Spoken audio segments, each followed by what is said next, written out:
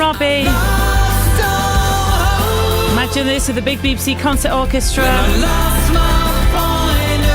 Live in Leeds, 17th and 18th of September. I lost what it is to love when I lost my faith in you. Thanks, Robbie. Half hour to a 90s half hour special. Radio 2 on the Sounds app on your smart speaker and on 88 to 91 FM. BBC News at 6 o'clock. This is Catherine Cracknell. Hundreds of thousands of A-level students have been finding out their results after completing their first set of exams since the pandemic. The proportion of top grades in England, Wales and Northern Ireland has fallen since 2021 but remains higher than in 2019. The overall pass rate this year was 98.4%. Laura McInerney, who's a journalist and former teacher, says the full effect of the pandemic remains to be seen. Different regions were hit at different times and in different ways through the pandemic.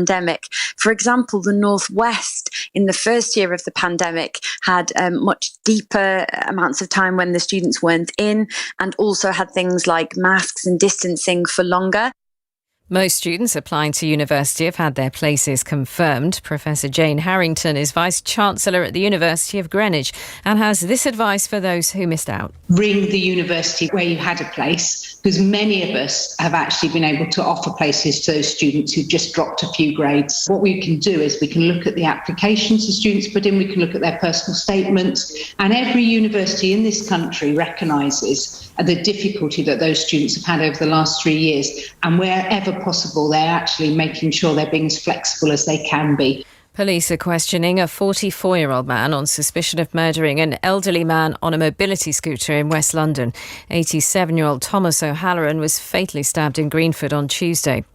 The Department for Transport's accused rail unions of inflicting misery on millions as strike action meant most trains ground to a halt today.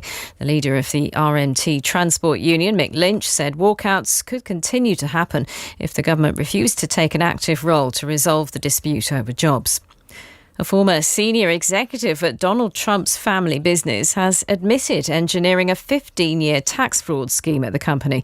Alan Weisselberger is facing a jail sentence and will have to testify against his former employer at an upcoming criminal trial. Neda Tawfiq reports from New York. The Manhattan District Attorney said his guilty plea directly implicates the Trump Organization in a wide range of criminal activity. Prosecutors uncovered the tax fraud scheme as they were investigating another criminal matter, whether former President Trump inflated his assets in order to obtain favorable loans from banks. Alan Weisselberg was viewed as an ideal cooperator. He started as a bookkeeper with the company in the 70s and wrote